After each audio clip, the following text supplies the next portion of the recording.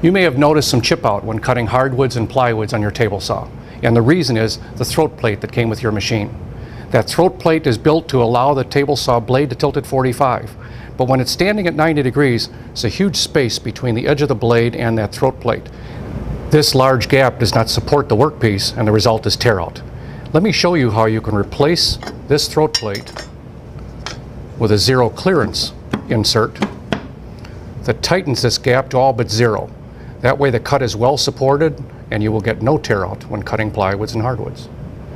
Now let me show you how to make these. I like to make multiples. That way I have one for each tilt of the blade, for various thicknesses of blade, even dado sets, and I'll show you how to do that easily on a router table and a pattern bit. If you don't have a router table and a pattern bit, we'll show you an easy way to do that on a band saw and a sander. So here's the material I'm going to use. This is 1/2 inch multiply plywood. I use 1/2 inch because it's about the same thickness as the existing throat plate, and I like to use plywood because it's a lot more stable than hardwood. To get it to the width I need, I'm actually going to use the existing throat plate as a gauge. So I'll slide the fence over until that throat plate just touches the saw blade tooth, and now I can rip this to the correct width.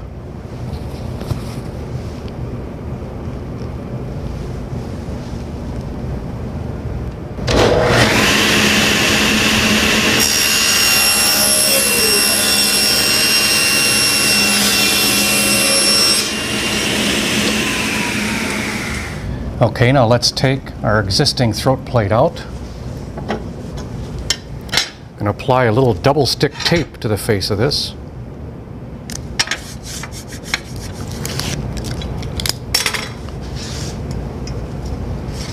And affix that to the plywood. Now that I've affixed this to the plywood, and of course I want to make sure that the throat plate is even with the plywood on both sides, and I've noticed on one side my plywood's just a hair proud, but that's okay, we'll take care of that with the router bit. I'm going to take this to the bandsaw and remove the excess material on either end. When I start the cut here, I just want to make sure that I'm going to stay between a 1/16 and an 1/8 of an inch away. I want to be nice and close, but of course I don't want to nick the throat plate at all.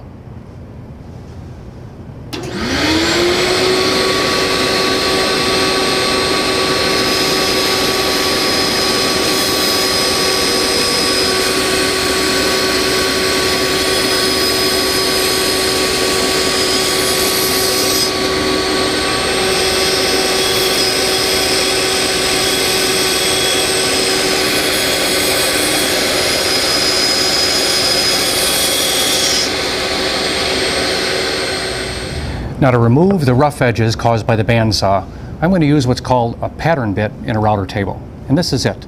You can see the cutting edge and the outside end lines up perfectly with that bearing. And in this case, the pattern is our old throat plate attached to the piece of plywood. And what I've done is raised that bit so that the bearing itself bears directly on that old throat plate. Whatever overhangs the outside, the plywood, is going to be removed by those blades.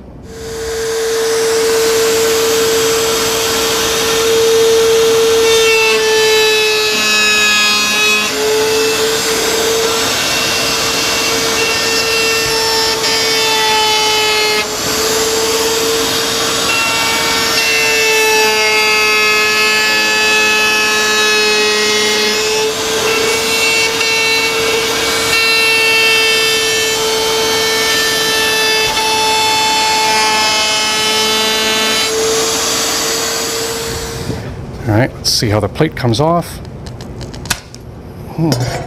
Not too bad, sometimes they never come off. And let's see how this fits.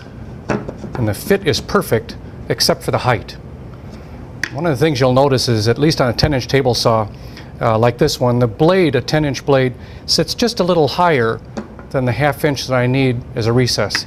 So one of the options, at least the one I would suggest that you do, is remove your 10-inch blade and put a dado blade on there. Usually those are only 6 or 8 inch. That smaller diameter will allow you to fit the plate on there nicely, and then we'll show you how to cut this to make a true zero clearance. Okay, I've installed a blade. Now this is one blade of my dado set, in this case an 8-inch diameter blade.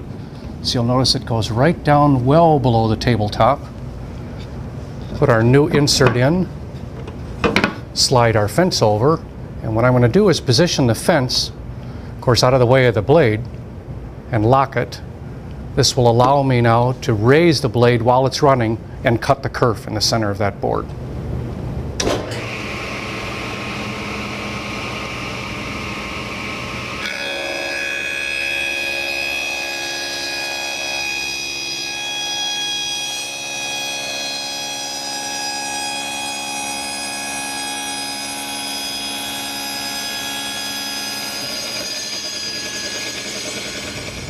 Now, as an alternative to using your router table and pattern bit as you've just seen, there is another method of making these using just your bandsaw and a sander.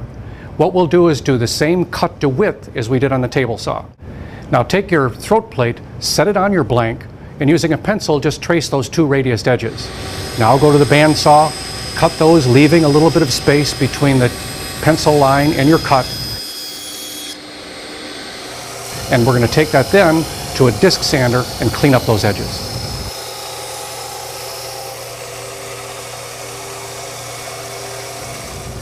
Now that you've inserted your new zero clearance insert, you may find that it does not sit flush with the surface of the table.